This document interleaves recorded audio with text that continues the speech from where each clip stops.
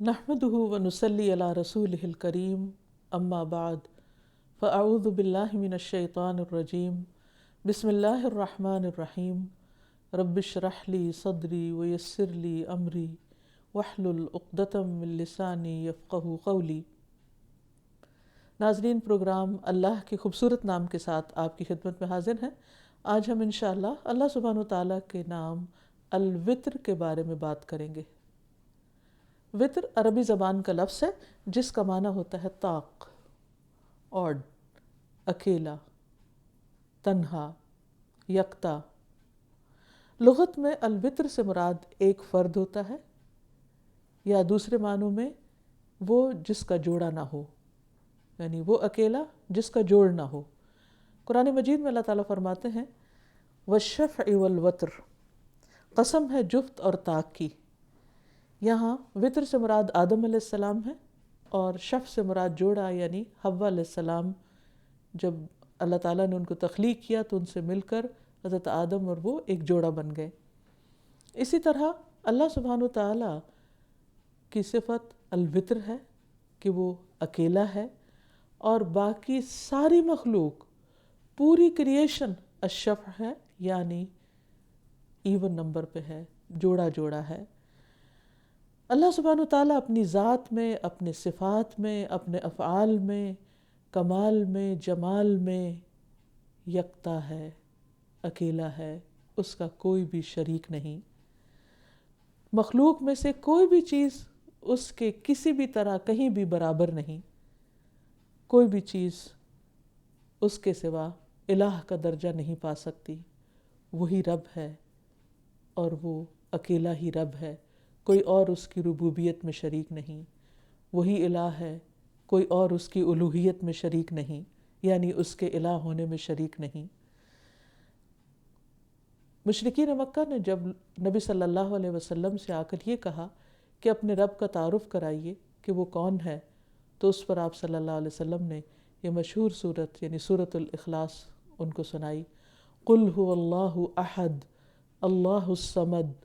لم یلد ولم یولد ولم یکن لہ کفوا احد۔ کہہ دیجئے کہ وہ اللہ ایک ہے، اللہ بے نیاز ہے، نہ اس نے کسی کو جنا اور نہ وہ جنا گیا، اور نہ کوئی ایک بھی اس کے برابر کا ہے۔ تو اللہ سبحانہ وتعالیٰ اکیلا ہے، اور وہ وطر ہے،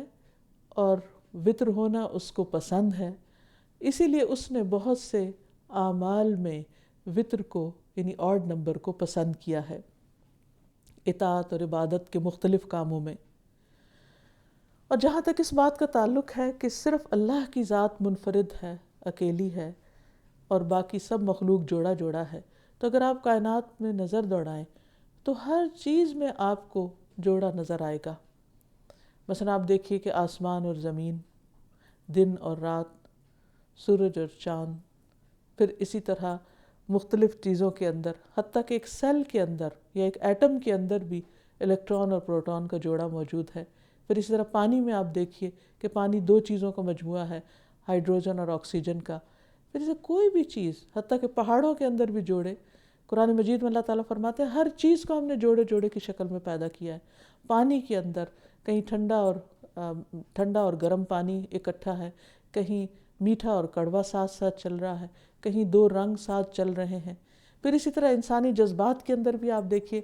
کہ دوہری دوہری چیزیں موجود ہیں۔ مثلا انسان خوش ہوتا ہے، غمگین ہوتا ہے، ہنستا ہے، روتا ہے۔ پھر اسی طرح کھانا اور پینا، ایک سالڈ اور ایک لیکوڈ۔ پھر اسی طرح باقی تمام چیزوں کے اندر بھی یہ جوڑے پائے جاتے ہیں۔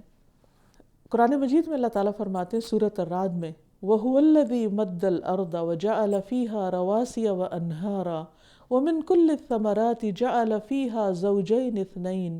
يُغْشِي اللَّيْلَ النَّهَارَ إِنَّ فِي ذَلِكَ لَآيَاتٍ لِقَوْمٍ يَتَفَكَّرُونَ۔ اور وہی ہے جس نے زمین کو پھیلا دیا اور اس میں پہاڑ اور ندیاں بنائیں، اور اس میں تمام پھلوں میں سے ایک ایک جوڑا دو دو قسم کا بنایا۔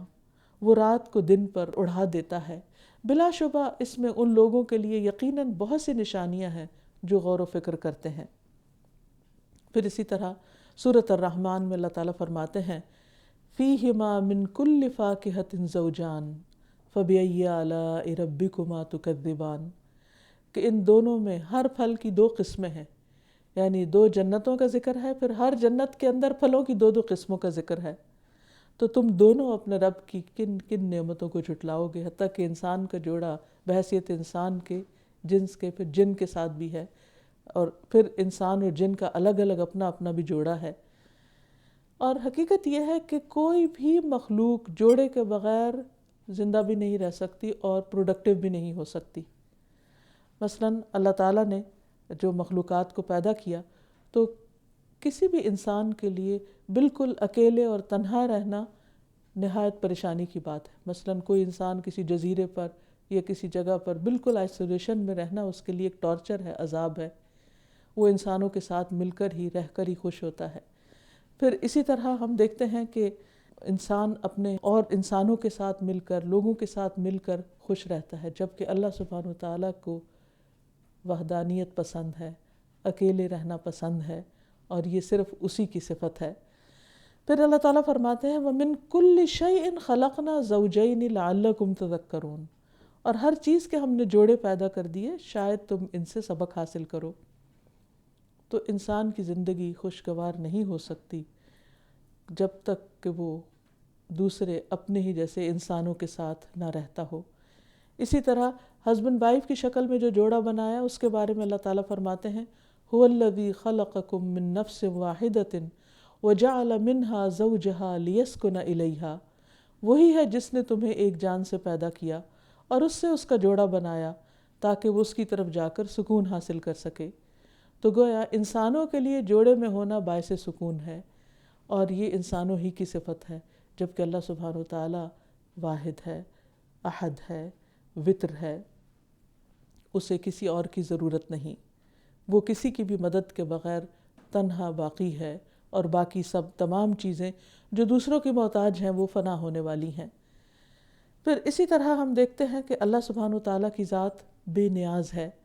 قرآن مجید میں اللہ تعالیٰ فرماتے ہیں قَالُوا اتَّخَذَ اللَّهُ وَلَدًا سُبْحَانَهُ هُوَ الْغَنِيُّ لَهُ مَا فِي السَّمَاوَاتِ وَمَا فِي الْأَرْضِ إِنْ عِنْدَكُم مِّن سُلْطَانٍ بِهَٰذَا أَتَقُولُونَ عَلَى اللَّهِ مَا لَا تَعْلَمُونَ۔ انہوں نے کہا کہ اللہ نے اولاد بنا رکھی ہے، وہ پاک ہے، وہ بے پرواہ ہے، اسی کے لیے ہے جو کچھ آسمانوں میں اور زمین میں، یعنی وہ پوری کائنات کا مالک ہے، اس کو کسی ایک بیٹے کی ضرورت نہیں، اولاد کی ضرورت نہیں، کیونکہ وہ کسی کا بھی محتاج نہیں، کسی مددگار کی اس کو ضرورت نہیں، وہ جو ہر چیز کو کنٹرول کیے ہوئے ہے، اس کے لیے کوئی ایک یا دو یا چار مخصوص کر لینا اسے کچھ فائدہ نہیں دیتا۔ فرمایا کہ اسی کا ہے جو آسمانوں میں ہے اور جو کچھ زمین میں ہے، کیا تمہارے پاس اس کی کوئی دلیل ہے کہ اللہ کے سوا کوئی اور بھی اس کا مددگار ہے یا شریک ہے؟ کیا تم اللہ پر وہ کہتے ہو جو جانتے نہیں؟ پھر اسی طرح ایک اور جگہ پر بھی اللہ سبحانہ وتعالیٰ نے اس چیز کو ریفیوٹ کیا، اس کا انکار کیا کہ کوئی اس کی اولاد ہے۔ فرمایا وَقَالُوا اتَّخَذَ الرَّحْمَنُ وَلَدًا لَقَدْ جِئْتُمْ شَيْئًا إِدًّا تَكَادُ السَّمَاوَاتُ يَتَفَطَّرْنَ مِنْهُ وَتَنشَقُّ الْأَرْضُ وَتَخِرُّ الْجِبَالُ هَدًّا أَن دَعُوا لِلرَّحْمَنِ وَلَدًا وَمَا يَنبَغِي لِلرَّحْمَنِ أَن يَتَّخِذَ وَلَدًا۔ اور انہوں نے کہا رحمان نے کوئی اولاد بنا لی، بلا شبہ یقیناً تم ایک بہت بھاری بات کو آئے ہو،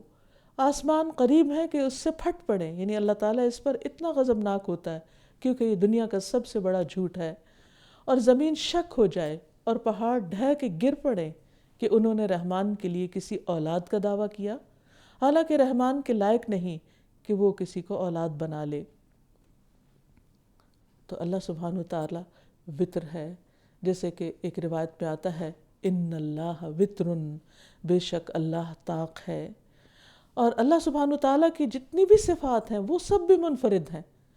یعنی اس کا ایک ایک نام اور اس کی ایک ایک صفت اور اس کا ایک ایک کام، اس میں بھی وہ بے مثال ہے۔ لیس کمثلہ شیء وہو السمیع البصیر، اس جیسی تو کوئی چیز ہی نہیں، کوئی چیز اس کی مثال نہیں، کوئی چیز اس کے مشابہ نہیں، کوئی چیز اس جیسی نہیں، اور وہ یکتا ہے، منفرد ہے۔ اس سلسلے میں اللہ سبحانہ وتعالیٰ کی توحید کا ذکر کرنا اللہ تعالیٰ کو بہت پسند ہے، اور یہی اللہ تعالیٰ کے ایک ہونے کی بنیاد بھی ہے۔ اسلام میں داخل ہونے کے لیے سب سے پہلے جس چیز کا اقرار کیا جاتا ہے وہ یہی کلمہ شہادت ہے، لا الہ الا اللہ۔ ابو سعید خدری رضی اللہ تعالیٰ عنہ سے روایت ہے کہ رسول اللہ صلی اللہ علیہ وسلم نے فرمایا، جب بندہ کہتا ہے لا الہ الا اللہ واللہ اکبر، تو اللہ عز و جل فرماتا ہے کہ میرے بندے نے سچ کہا، میرے علاوہ کوئی معبود نہیں۔ اور جب وہ کہتا ہے لا الہ الا اللہ لا شریک لہ، تو ارشاد ہوتا ہے میرے بندے نے سچ کہا، میرے علاوہ کوئی معبود نہیں اور میرا کوئی شریک نہیں۔ جب وہ کہتا ہے لا الہ الا اللہ لہ الملک و لہ الحمد، تو ارشاد ہوتا ہے میرے بندے نے سچ کہا، میرے علاوہ کوئی معبود نہیں، میرے ہی لیے ہے بادشاہی اور میرے ہی لیے ہے تمام تعریفیں۔ اور جب وہ کہتا ہے لا الہ الا اللہ ولا حول ولا قوة الا باللہ، تو ارشاد ہوتا ہے میرے بندے نے سچ کہا، میرے علاوہ کوئی معبود نہیں اور گناہوں سے بچنے کی ہمت اور نیکی کی قوت مجھی سے حاصل ہو سکتی ہے۔ راوی ابو اسحاق کہتے ہیں کہ میرے استاد ابو جعفر نے اس کے بعد کچھ کہا جو میں کچھ سمجھ تو نہ سکا، تو میں نے ابو جعفر سے پوچھا کہ کیا کہا؟ فرمایا، جسے موت کے وقت یہ کلمات نصیب ہو جائیں اسے آگ نہیں چھوئے گی، یعنی جس بندے کا اختتام لا الہ الا اللہ کے کلمات پر ہو اور توحید پر اس کا خاتمہ ہو، پھر وہ نجات پا گیا۔ اور نہ صرف یہ کہ موت کے وقت بلکہ زندگی بھر ہمیں اسی کلمے پر ایمان رکھنا چاہیے کہ اللہ سبحانہ وتعالیٰ اپنی ذات میں، اپنی الوہیت اور ربوبیت میں شریک ہے۔ تو حقیقت یہ ہے کہ انسان کی عظمت اور بڑائی اسی میں ہے کہ وہ ہمیشہ اللہ سبحانہ وتعالیٰ کی توحید کا اقرار اور اظہار کرتا رہے۔ قرآن مجید میں سورۃ بنی اسرائیل میں آتا ہے وَقُلِ الْحَمْدُ لِلَّهِ الَّذِي لَمْ يَتَّخِذْ وَلَدًا وَلَمْ يَكُنْ لَهُ شَرِيكٌ فِي الْمُلْكِ وَلَمْ يَكُنْ لَهُ وَلِيٌّ مِّنَ الذُّلِّ وَكَبِّرْهُ تَكْبِيرًا۔ اور کہہ دیجئے سب تعریف اللہ کے لیے ہے، جس نے نہ کوئی اولاد بنائی ہے اور نہ ہی بادشاہت میں کوئی اس کا شریک ہے، اور نہ عاجز ہو جانے کی وجہ سے کوئی اس کا مددگار ہے، اور اس کی بڑائی بیان کرو، خوب خوب بڑائی بیان کرنا۔ پھر اسی طرح جہاں اللہ سبحانہ تعالیٰ کی کوئی اولاد نہیں، وہاں اس کی کوئی بیوی بھی نہیں۔ قرآن پاک میں آتا ہے وَجَعَلُوا لِلَّهِ شُرَكَاءَ الْجِنَّ وَخَلَقَهُمْ وَخَرَقُوا لَهُ بَنِينَ وَبَنَاتٍ بِغَيْرِ عِلْمٍ سُبْحَانَهُ وَتَعَالَى عَمَّا يَصِفُونَ بَدِيعُ السَّمَاوَاتِ وَالْأَرْضِ أَنَّىٰ يَكُونُ لَهُ وَلَدٌ وَلَمْ تَكُن لَهُ صَاحِبَةٌ وَخَلَقَ كُلَّ شَيْءٍ وَهُوَ بِكُلِّ شَيْءٍ عَلِيمٌ۔ اور انہوں نے جنوں کو اللہ کا شریک بنا دیا، یعنی شرک کرنے والوں نے کسی چیز کو چھوڑا نہیں، کسی نہ کسی چیز کو اللہ کے برابر لا کھڑا کیا، حالانکہ اس نے انہیں پیدا کیا۔ یعنی ایک سمپل سی بات ہے سمجھنے کی کہ اللہ تعالیٰ کا کوئی شریک اس لیے نہیں ہو سکتا کہ ہر چیز اس کی بنائی ہوئی ہے، اور خالق اور مخلوق میں فرق ہے۔ جو چیز کسی نے بنائی وہ بنانے والے کے برابر کہاں سے آ سکتی ہے؟ تو برابر ہو ہی نہیں سکتی۔ اسی لیے اللہ سبحانہ وتعالیٰ فرماتے ہیں کہ وہ بہت بلند ہے اس سے جو وہ بیان کرتے ہیں، اور بہت پاک ہے اس سے۔ وہ آسمانوں اور زمین کا موجد ہے، اس کی اولاد کیسے ہوگی جبکہ اس کی کوئی بیوی ہی نہیں، اور اس نے ہر چیز پیدا کی اور وہ ہر چیز کو خوب جاننے والا ہے۔ پھر اسی طرح یہ کہ اللہ سبحانہ وتعالیٰ کو کسی نے پیدا نہیں کیا، وہ سب سے اول ہے اور سب سے آخر، یعنی وہ اس وقت بھی تھا جب کچھ نہ تھا، یعنی کوئی چیز اس نے ابھی کریٹ نہیں کی تھی، اور وہ اس وقت بھی ہوگا جب کچھ نہ رہے گا، یعنی کل من علیہا فان ویبقى وجہ ربک ذی الجلال والاکرام، کہ ہر چیز فنا ہونے والی ہے اور تیرے رب کا چہرہ باقی رہے گا جو جلال و اکرام والا ہے۔ رسول اللہ صلی اللہ علیہ وسلم نے فرمایا اللہ تعالیٰ ازل سے موجود تھا اور اس کے سوا کوئی چیز موجود نہ تھی، اور اس کا عرش پانی پر تھا، لوح محفوظ میں اس نے ہر چیز کو لکھ لیا تھا، پھر اللہ تعالیٰ نے آسمان و زمین کو پیدا کیا۔ قرآن مجید میں بار بار اللہ سبحانہ تعالیٰ کی توحید کا ذکر ملتا ہے کہ وَإِلَٰهُكُمْ إِلَٰهٌ وَاحِدٌ لَا إِلَٰهَ إِلَّا هُوَ الرَّحْمَٰنُ الرَّحِيمُ، اور تمہارا معبود ایک ہی معبود ہے، اس کے سوا کوئی معبود نہیں، بے حد رحیم، بہت زیادہ مہربان۔ اور اسی لیے ہمیں اسی کی عبادت کی دعوت بارہا دی گئی ہے۔ فرمایا اعبدوا اللہ ما لکم من الہ غیرہ، اللہ کی عبادت کرو، اس کے سوا تمہارا کوئی معبود نہیں، اور ہر پیغمبر کی یہی دعوت رہی ہے کہ خالص عبودیت اللہ ہی کا حق ہے۔ پھر اسی طرح نبی صلی اللہ علیہ وسلم اللہ سبحانہ تعالیٰ کی تعریف اور اس کی توحید بہت خوبصورت انداز میں کرتے ہیں، فرماتے ہیں کہ انت الہی لا الہ الا انت، تو ہی میرا الہ ہے، تو ہی میرا معبود ہے، تو ہی عبادت کے لائق ہے، تیرے سوا کوئی بھی الہ نہیں ہے۔ ایک اور جگہ پر آتا ہے لا الہ الا اللہ یفعل ما یرید اللہم انت اللہ لا الہ الا انت، اللہ کے سوا کوئی معبود برحق نہیں، وہ جو چاہتا ہے کرتا ہے، اے اللہ تو ہی معبود حقیقی ہے، تیرے سوا کوئی معبود نہیں، کوئی عبادت کے لائق نہیں۔ اور پھر یہ کہ ہمیشہ لا الہ الا اللہ پر اگر غور کیا جائے تو ہم دیکھتے ہیں کہ پہلے نفی کی گئی ہے کہ کوئی اور ہے ہی نہیں، اور پھر اس بات کیا گیا ہے کہ ہاں اگر کوئی ہے الہ تو وہ صرف اللہ ہی ہے۔ اور جو شخص اس بات کو جان لے، پہچان لے، اس نام پر غور و فکر کرے، اور حقیقت میں کائنات کے دلائل سے بھی اور اللہ سبحانہ وتعالیٰ کے احکامات سے بھی یہی سبق لے اور اس بات کا کھلے دل سے اقرار کرے تو اس کے لیے جنت واجب ہو جاتی ہے۔ پھر میزان میں بھی یہ کلمہ بہت وزنی ہوگا۔ نوف رضی اللہ عنہ کہتے ہیں کہ اگر آسمان و زمین اور ان کے درمیان کی موجود ساری چیزوں کو ترازو کے ایک پلڑے میں رکھ دیا جائے اور دوسرے میں صرف لا الہ الا اللہ کو رکھا جائے تو لا الہ الا اللہ والا پلڑا بھاری ہو جائے گا، یعنی یہ اتنی بڑی بات ہے اور شرک کی نفی اتنی زیادہ وزنی چیز ہے۔ پھر آپ دیکھیے کہ نبی صلی اللہ علیہ وسلم بہترین الفاظ میں اللہ سبحانہ تعالیٰ کی اس الوہیت و ربوبیت کا ذکر کرتے ہیں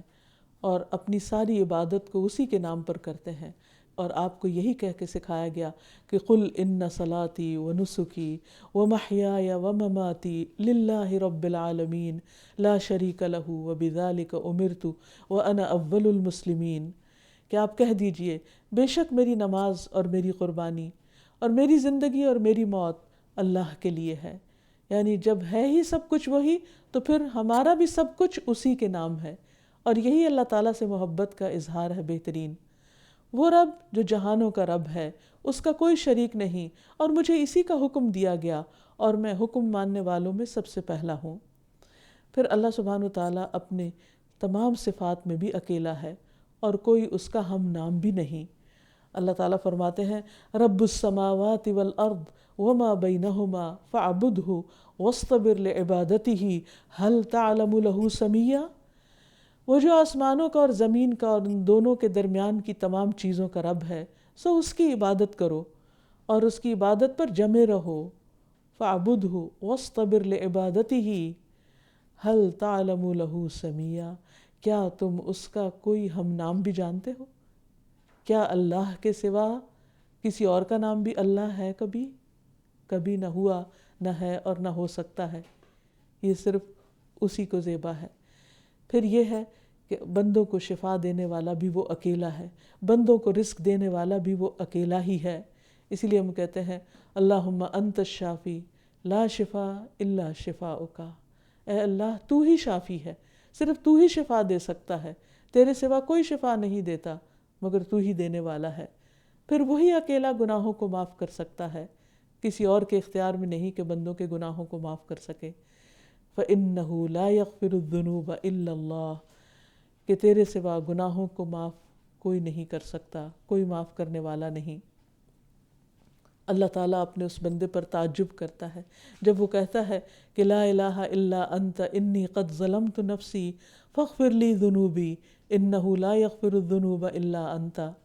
کہ نہیں کوئی معبود برحق مگر تو ہی، میں نے اپنی جان پہ ظلم کیا، تو میرے گناہ بخش دے، بے شک تو ہی گناہوں کو بخشنے والا ہے۔ بندے کے یہ کلمات سن کر اللہ تعالیٰ فرماتا ہے میرے بندے نے پہچان لیا کہ اس کا ایک رب ہے جو اسے بخش بھی سکتا ہے، معاف بھی کر سکتا ہے، لہٰذا اللہ سبحانہ وتعالیٰ بندے کے ان کلمات کو بہت پسند کرتا ہے۔ پھر اللہ سبحانہ وتعالیٰ ہی بندے کو ہدایت دیتا ہے، اچھے اخلاق کی طرف رہنمائی بھی وہی کرتا ہے۔ اس لیے اگر ہمارے اندر توحید کی محبت ہے، یعنی اللہ کی وننس کی چاہت ہے، اور ہم اس کو دل و جان سے ایک ہی مانتے ہیں اور کسی کو اس کا شریک نہیں کرتے، اور پھر اس کے بعد اللہ سبحانہ وتعالیٰ ہمیں اپنے بندوں کے ساتھ اچھے معاملے کی توفیق دیتے ہیں، اچھا اخلاق دیتے ہیں، تو اس میں بھی ہمارا کوئی کمال نہیں، یہ بھی دراصل اللہ تعالیٰ ہی کا بتایا ہوا ہے۔ ایک دعا میں آتا ہے کہ وَاهْدِنِي لِصَالِحِ الْأَعْمَالِ وَالْأَخْلَاقِ فَإِنَّهُ لَا يَهْدِي لِصَالِحِهَا وَلَا يَصْرِفُ سَيِّئَهَا إِلَّا أَنْتَ۔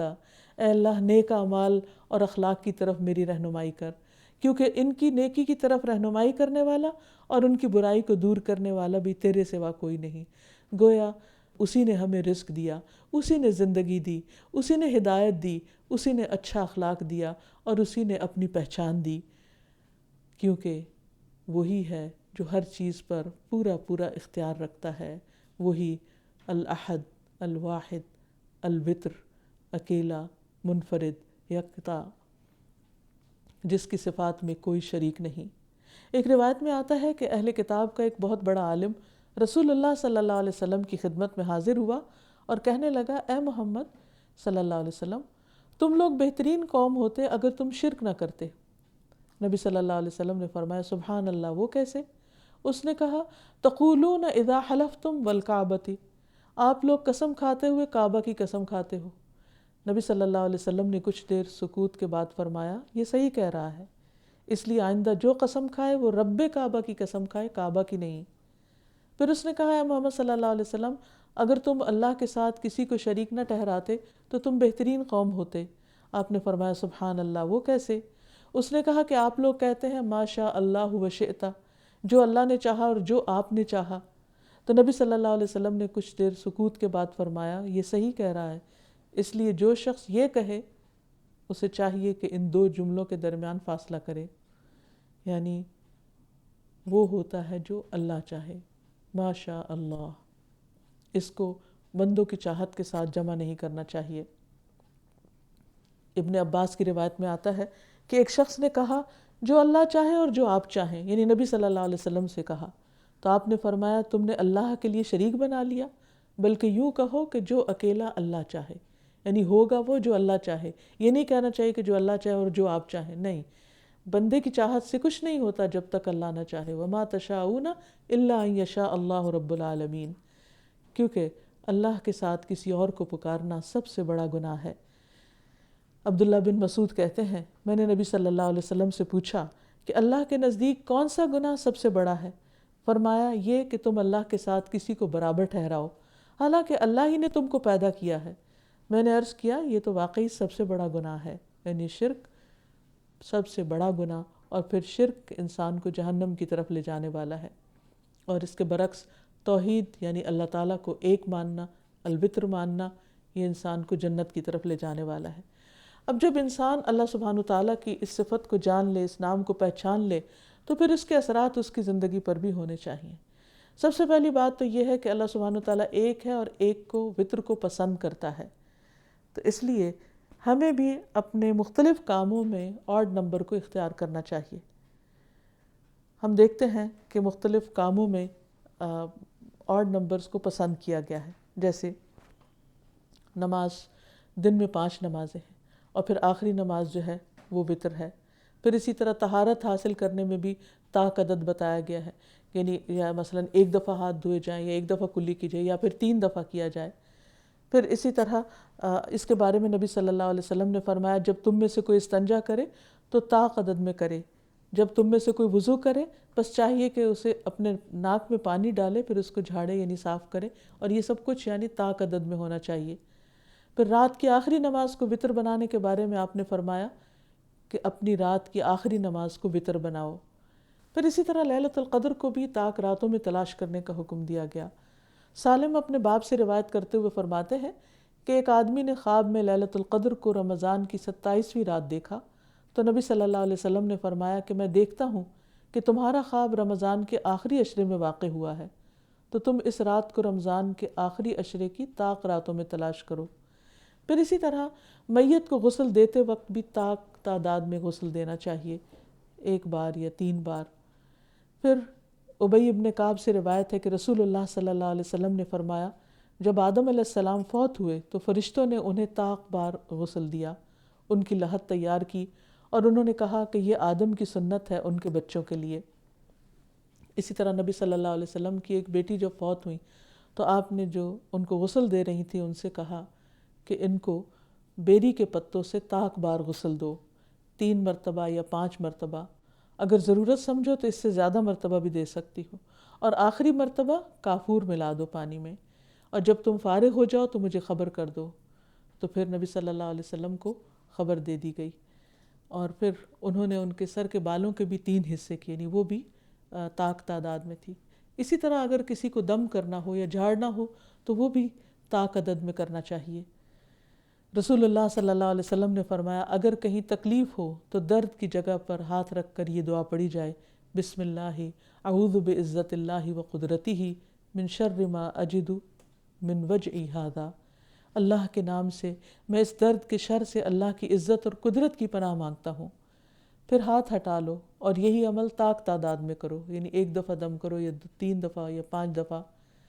پھر اسی طرح اگر انسان کھجوریں کھائے یا کوئی بھی چیز کھائے تو اس میں بھی طاق عدد زیادہ بہتر ہے۔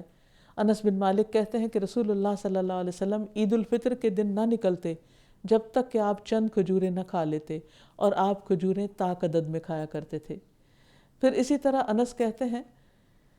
کہ وہ بھی جب نکلتے تو پہلے 3 کھجوریں کھاتے، زیادہ کرنا چاہتے تو 5 کھا لیتے، اور اگر اس سے بھی زیادہ کھانا چاہتے تو جو بھی تعداد ہوتی اس کو طاق ہی رکھتے۔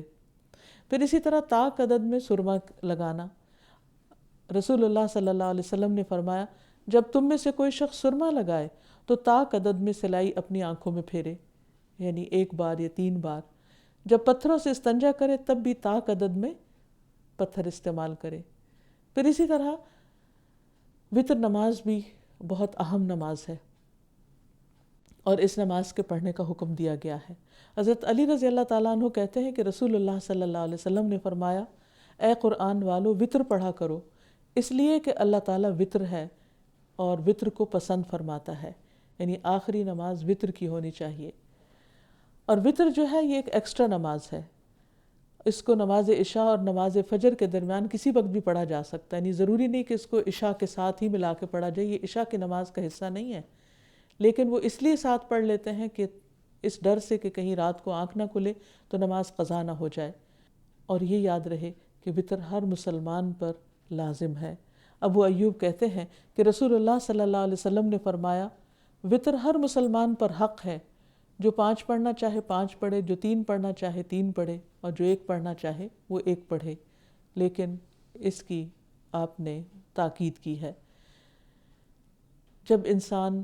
اللہ سبحانہ وتعالیٰ کے ایک ہونے کو مان لیتا ہے تو اس کی زندگی میں بہت گہرا اثر ہوتا ہے، پھر وہ اپنی ضرورت کے وقت بھی اللہ تعالیٰ کی طرف رجوع کرتا ہے،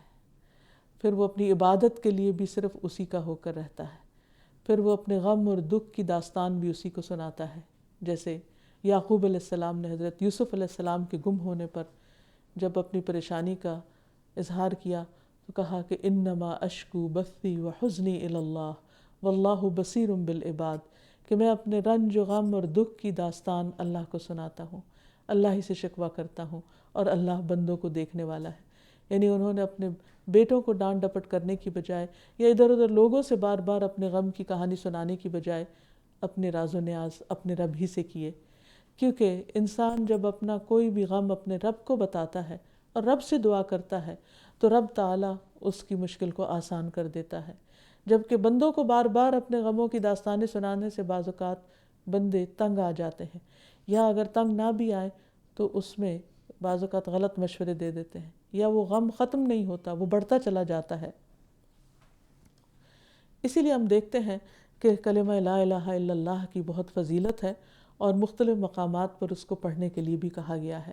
مثلاً وضو کے بعد کی دعا میں بھی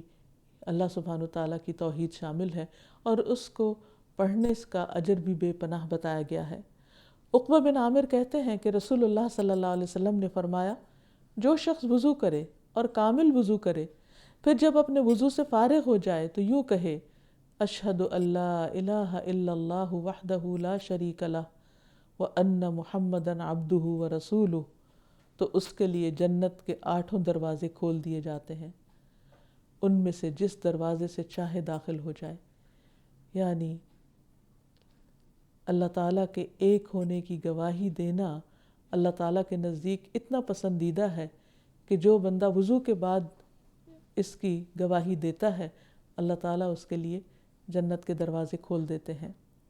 پھر اسی طرح نماز میں بھی اکیلے اللہ تعالیٰ کو پکارنا چاہیے۔ حضرت عائشہ کہتی ہیں کہ میں نے نبی صلی اللہ علیہ وسلم کو تہجد کی نماز میں رکوع میں لا الہ الا انت کہتے ہوئے سنا ہے۔ وہ کہتی ہیں کہ میں نے ایک رات نبی صلی اللہ علیہ وسلم کو اپنے پاس نہ پایا تو میں نے گمان کیا کہ آپ اپنی دوسری بیویوں کے پاس چلے گئے ہیں، تو میں نے آپ کو ڈھونڈنا شروع کر دیا۔ واپس آئی تو آپ کو رکوع کرتے ہوئے یا سجدہ کرتے ہوئے پایا اور آپ فرما رہے تھے سبحانک و بحمدک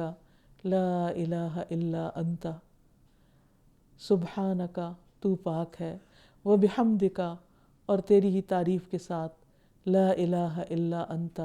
تیرے سوا کوئی الہ نہیں۔ میں نے کہا میرے ماں باپ آپ پر فدا ہوں، میں کس خیال اور گمان میں تھی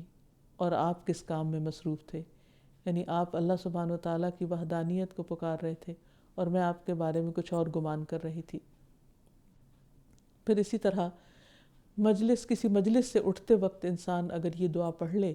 تو اس مجلس میں اگر کوئی بات ایسی ہو جو اللہ تعالیٰ کو پسند نہ ہو تو اس دعا کے پڑھنے سے انسان کی خطاؤں کا کفارہ ہو جاتا ہے۔ رسول اللہ صلی اللہ علیہ وسلم جب کسی مجلس سے اٹھتے تو آخر میں یہ کلمات کہتے تھے سبحانک اللہم و بحمدک اشہد ان لا الہ الا انت استغفرک و اتوب الیک۔ ایک آدمی نے کہا اے اللہ کے رسول، آپ ایسے کلمات کہتے ہیں جو پہلے نہیں کہا کرتے تھے۔ آپ نے فرمایا یہ اس چیز کے کفارے کے لیے ہے جو مجلس میں ہو جاتی ہے، یعنی محفلوں میں بیٹھتا ہے انسان تو کبھی اس کے منہ سے بھول چوک کر کوئی ایسی باتیں نکل جاتی ہیں جو اللہ تعالیٰ کی پسند کی نہیں ہوتی، تو اس دعا کے پڑھنے سے، اور اس میں بھی آپ دیکھیے کہ بنیادی طور پر اللہ تعالیٰ کی توحید کا ذکر ہے۔ اور لا الہ الا اللہ کہنا کوئی معمولی بات نہیں ہے۔ دراصل انسان ساری کائنات کو نگیٹ کر رہا ہوتا ہے اللہ تعالیٰ کے الہ ہونے میں۔ ایک شخص جو ساری زندگی بھی غلط کام کرتا رہے لیکن جب لا الہ الا اللہ کہہ کر مسلمان ہو جاتا ہے تو وہ اس طرح ہوتا ہے گویا وہ آج پہلے دن دنیا میں آیا، آج ماں کے پیٹ سے پیدا ہوا، ہر طرح کے گناہوں سے پاک۔ پھر اسی طرح انسان اپنی نعمتوں کی حفاظت کے لیے بھی اللہ سبحانہ وتعالیٰ کی توحید کو سامنے رکھ کر پکارے۔ عبد الرحمن بن ابی بکرہ اپنے والد سے کہتے ہیں کہ ابا جان، میں آپ کو ہر صبح اور شام 3 بار یہ دعا پڑھتے ہوئے سنتا ہوں، اللہم عافنی فی بدنی، اللہم عافنی فی سمعی، اللہم عافنی فی بصری، لا الہ الا انت۔ اے اللہ تو میرے جسم کو عافیت نصیب کر دے، اے اللہ تو میرے کان کو عافیت عطا کر دے، اے اللہ تو میری نگاہ کو عافیت سے نواز دے، تیرے سوا کوئی معبود نہیں۔ تو انہوں نے کہا کہ میں نے رسول اللہ صلی اللہ علیہ وسلم کو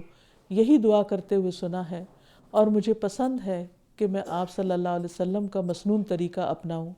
تو بات یہ ہے کہ انسان جب اللہ سبحانہ وتعالیٰ کی طاقت اور عظمت کو پہچان لیتا ہے اور یہ سمجھ لیتا ہے کہ صرف وہی ہے جو سب کچھ کرنے کے قابل ہے اور باقی ساری مخلوق اس کی محتاج ہے، تو وہ دل سے اس کو پکارتا ہے، اور جو دعا دل سے نکلتی ہے اللہ سبحانہ وتعالیٰ اسے قبول کر لیتے ہیں اور بندے کو وہ عطا کر دیتے ہیں جو اسے چاہیے ہوتا ہے۔ اسی لیے انسان پر جب کبھی کوئی تکلیف آئے، کوئی غم، دکھ اور پریشانی آئے تو وہ اللہ تعالیٰ کو پکارے۔ نبی صلی اللہ علیہ وسلم نے فرمایا پریشانیوں میں گھرے ہوئے آدمی کی دعا یہ ہے اللہم رحمتک ارجو فلا تکلنی الی نفسی طرفۃ عین وَأَصْلِحْ لِي شَأْنِي كُلَّهُ لَا إِلَٰهَ إِلَّا أَنْتَ۔ اے اللہ میں تیری رحمت کی امید رکھتا ہوں، لہٰذا تو مجھے ایک لمحے کے لیے بھی میرے نفس کے حوالے نہ کرنا اور میرے تمام معاملات کی اصلاح فرما دے، تیرے سوا کوئی معبود نہیں ہے۔ پھر اسی طرح ایک اور موقع پر رنج و غم کے ازالے کے لیے آپ نے جو دعا سکھائی وہ تھی اللہ اللہ ربی لا اشرک بہ شیئا، اللہ اللہ ہی میرا رب ہے اور میں اس کے ساتھ کسی کو بھی شریک نہیں ٹھہراتا۔ دنیا کی آزمائش سے نکلنے کے لیے بھی ایک الہ کو ہی پکارنا چاہیے۔ رسول اللہ صلی اللہ علیہ وسلم نے فرمایا کیا میں تمہیں ایسی دعا نہ بتا دوں کہ جب تم میں سے کوئی کسی رنج و الم یا دنیا کی آزمائشوں میں سے کسی آزمائش میں مبتلا ہو تو وہ دعا کرے تو اس کی یہ تکلیف دور ہو جائے۔ کہا گیا کیوں نہیں؟ آپ نے فرمایا وہ مچھلی والے کی دعا ہے، لا الہ الا انت سبحانک انی کنت من الظالمین، کہ نہیں کوئی الہ مگر تو ہی، تو پاک ہے، بے شک میں ظالموں میں سے ہوں، میں خطا کار ہوں، میں گناہ گار ہوں۔ تو حقیقت یہ ہے کہ اللہ سبحانہ تعالیٰ کی توحید کی سمجھ آنے پر ہی ہر چیز اپنے اپنے مقام پر چلی جاتی ہے، اور انسان کے دل کو وہ قوت نصیب ہوتی ہے، اس کا سہارا پکڑ کر وہ اطمینان حاصل ہوتا ہے جو اس کے سوا کہیں اور حاصل ہو ہی نہیں سکتا۔ تو اللہ تعالیٰ سے دعا ہے کہ وہ ہمیں اپنی وحدانیت کا پورا یقین دلا دے